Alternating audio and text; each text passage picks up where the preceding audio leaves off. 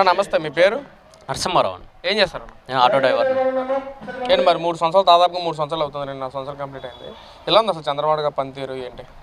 చంద్రబాబు గారి పరిపాలన కానీ, నారా లోకేష్ పరిపాలన కానీ, అలాగే పవన్ కళ్యాణ్ మన ఎన్డీఏ కూటమి పరిపాలన చాలా గత ప్రభుత్వంతో పోల్చుకుంటే మన ప్రభుత్వం మంచి ప్రభుత్వం అనే నినాదం అనేది వాళ్ళు చెప్పడం కాదు, ప్రజల నుంచి వస్తుంది. ప్రతి గడప గడప మీరు తీసుకున్న ఇంటింటికి తెలుగుదేశం పార్టీ ఈరోజు గడప గడప తీసుకుంటుంటే దగ్గరగా కోటి మంది ఇళ్ళకి వెళ్ళడం జరిగింది.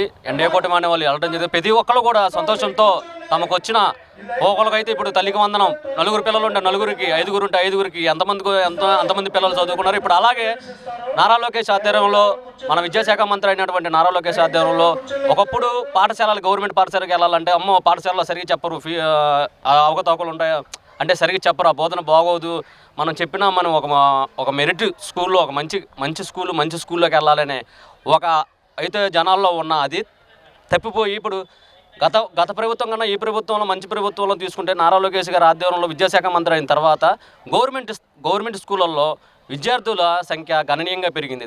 అదే విద్యాశాఖ మంత్రి నారా లోకేష్ వచ్చిన తర్వాత విద్యావస్థలు మొత్తం అస్తవ్యస్తంగా చేశారు, అసలు విద్యావస్థలు ఏం పట్టించుకోలేదని చెప్పి అంటున్నారు వైసీపీ నాయకులు బురద జల్లడానికి ముందుంటారండి. కానీ ఇక్కడ తెలుగుదేశం పార్టీ నారా లోకేష్ గారు విద్యాశాఖ మంత్రి అని కొన్ని సంస్కరణలు తెచ్చారు. విద్యాశాఖను కొత్త వరవడి ఎవరు ఊహించినటువంటి కొత్త వరవడి తీసుకొచ్చారు. ప్రతి పిల్లలు ఎంతమంది పిల్లలు ఉంటే అంతమందికి తల్లికి వందనం ద్వారా ప్రతి ఒక్కరు చదువుకోవడానికి ఇప్పుడు 2 పిల్లలు ఉంటే 2 చదువుకోవడానికి వస్తున్నారు. ఇప్పుడు బాల కార్మికులు అనేవాళ్ళు చాలామంది లేరు. ఇప్పుడు అంతకుముందు వైసీపీ ప్రభుత్వంలో ఒక పిల్లలకు ఉంటే ఒక పిల్లలకి తల్లిగా అమ్మఒడి ఇచ్చారు. మనకి ఇక్కడ తెలుగుదేశం పార్టీ ఎన్డీఏ కూటమిలో తల్లికి వందనం ద్వారా ఎంతమంది పిల్లలు ఉంటే అంతమంది పిల్లలకి బడుగు బలహీన ఎస్సీ ఎస్టీ అనేది లేదు, ఏ కులం లేదు, ఏ క్యాస్ట్ లేదు, ప్రతి ఒక్కరికి కూడా తల్లికి వందనం వస్తుంది. వాళ్ళ బంగారు భవిష్యత్తు ఉంచడానికి నేటి పౌరులే నేటి బాలలే రేపటి పౌరులు అనే నినాదంతో ప్రతి పిల్లవాడు చదువుకుంటున్నాడు. రేపు మన భారతదేశంలో మన ఆంధ్రప్రదేశ్లో ప్రతి ఒక్కరూ కూడా విద్యావంతులయ్యి ప్రతి ఒక్కరూ ఒక మంచి పొజిషన్లో ఉంటారు. దానికి కారణం ఎన్డీఏ ప్రభుత్వం అని తెలియజేస్తుంది. ఇక్కడ ప్రజలంతా కూడా కంపేర్ చేసుకుంటున్నారు గత 5 ఏళ్ల పాలనకి ఇప్పుడు జరుగుతున్న చంద్రబాబు పాలనకి. ఈసారి స్థానిక ఎలక్షన్స్లో గట్టి బుద్ధి చెప్తారు చంద్రబాబు కంటే జగన్మోహన్ రెడ్డి గారు మాట్లాడుతున్నారు. మరి ఏం చెప్తారు మరి దాని మీద? ఒకటి, ఇప్పుడు గెలిచి తెలుగుదేశం పార్టీ ఎన్డీఏ కూటమి గెలిచి 2.5 సంవత్సరం 3 సంవత్సరాలు అవుతుంది. రేపు రాబోయే స్థానిక ఎన్నికల్లో కూడా స్వార్థరిక ఎన్నికల్లో ఎలా ఎమ్మెల్యే ఎంపీ ఎన్నికలు ఎలాగే చూపించారో అలాగే దానికన్నా డబల్ చూపించబోతున్నారు, దానికన్నా త్రిబుల్ చూపించబోతున్నారు. దానికన్నా వాళ్ళు ఊహించలేరు. ఆ వైసీపీ పార్టీ అనే వాళ్ళు కార్యకర్తలే కానీ నాయకులే కానీ ఎవరు ఊహించలేరు. ఇప్పుడు ఈటీఎం అవి ఉన్నాయో వాటిలో వాళ్ళు విపరీతమైన ఓటింగ్ చూపిస్తారు. గణనీయంగా సార్వత్రిక ఎన్నికల్లో కూడా తెలుగుదేశం పార్టీ చక్రం తిప్పిద్ది, ఎన్డీఏ కూటమి కూడా గెలిచిద్ది. దీంట్లో మొహమాటం లేదు. కూటమిదే గెలుపు. స్థానిక ఎన్నికల్లో చూస్తారు మీరు ఎవరెవరు కార్పొరేటర్లు అవ్వబోతారు, మేయర్లు అవ్వబోతారు, మీరు చూస్తారు. అది మేము చెప్పేది కాదు. జరగబోయేదాన్ని చూసి ముందు వీళ్ళందరూ భయపడుతున్నారు, భయభ్రాంతులు చెందుతున్నారు, ఏదేదో అయిపోతుందని వాళ్ళు చేసిన పనులు, గత ప్రభుత్వం వాళ్ళు చేసిన పనులు ఈ ప్రభుత్వంలో మేము ప్రభుత్వంలో మాకు అధికారం ఇచ్చింది ప్రజలకు ఏది అవసరమో మాకు తెలుసు. ప్రజల కోసం ప్రజాస్వామ్యంలో ప్రజల చేత ఎన్నుకోబడిన ప్రజాస్వామ్యం ఇది మంచి ప్రభుత్వం. ఈ ప్రజాస్వామ్యం అనేది గత ప్రజాస్వామ్యంతో పోల్చుకుంటే నక్కకి నాకులోకి అనుకున్న తేడా చూస్తారు. రేపు స్థానిక ఎన్నికల్లో కూడా ఎన్డీఏ కూటమి గట్టి మెజారిటీతో గెలవబోతుందని. ఆటో డ్రైవర్ అంటున్నారు కదా, మీరు రోజు కూడా ఎంతోమంది మీ ఆటో ఎక్కుతూ ఉంటారు, మీరు కూడా ఎన్నో ప్లేసులు చూస్తూ ఉంటారు. మరి ఏం చెప్తున్నారు ప్రజలంతా కూడా మీతో అసలు ఈ ప్రభుత్వం గురించి కానీ అసలు ఏం డిస్కషన్ అవుతుంది, అసలు ఏమైనా అవుతుంది? అసలు మేము ఆటో ఎక్కినప్పుడు ఏంటమ్మా రేపు ఏమొస్తుందంటే ఈ మంచి ప్రభుత్వంలో ఒకటి లా అండ్ ఆర్డర్ శాంతి భద్రతలో చూసుకుంటే హోంశాఖ మంత్రి అనిత గారు నెంబర్ 1గా చేస్తున్నారు. ప్రజా దర్బార్లో పిటిషన్ పెడితే ఒక 15-20 రోజుల్లో దాని పరిష్కారం అవుతుంది. ఇంకెంతకన్నా ఏం కావాలి? ఇప్పుడు మనిషికి కావాల్సిన కడుపు నిండా అన్న క్యాంటీన్లు పెట్టారు. ఒక సమస్య ఇప్పుడు మనిషికి వచ్చేది 2 ఇబ్బందులు. ఒకటి పని, 2వది నిద్ర.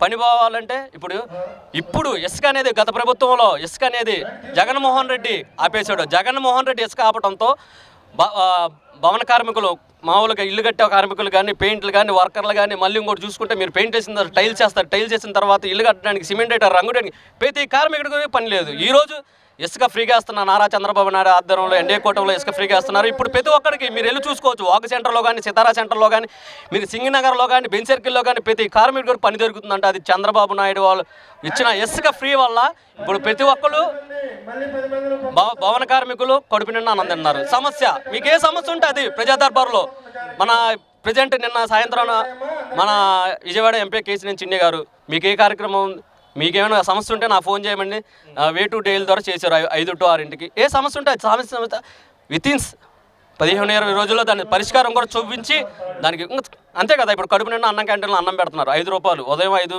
టిఫిన్, సాయంత్రం మధ్యాహ్నం భోజనం, సాయంత్రం భోజనానికి 5 రూపాయలు. మనిషి కావాల్సి కడుపు నిండా అన్నం, కంటి నిండా నిద్ర. మరి గత ప్రభుత్వంలో అదే అన్నం క్యాంటీన్లు ఎందుకు తీశారు జగన్మోహన్ రెడ్డి గారు? అది ఆయన సైకోతనం. ఔరంగాబాద్ జేబు అనే ఒక ఆయన ఉంటాడు, అప్పుడప్పుడు పరిపాలించాడు. రాజధాని అక్కడి నుంచి ఎక్కడి నుంచి అక్కడికి మారుస్తానే ఉంటాడు. అలాగే మనం 3 రాజధానులు చెప్పి జనాలందరినీ మోసం చేశాడు. ఇప్పుడు ఒకటే రాజధాని అమరావతి.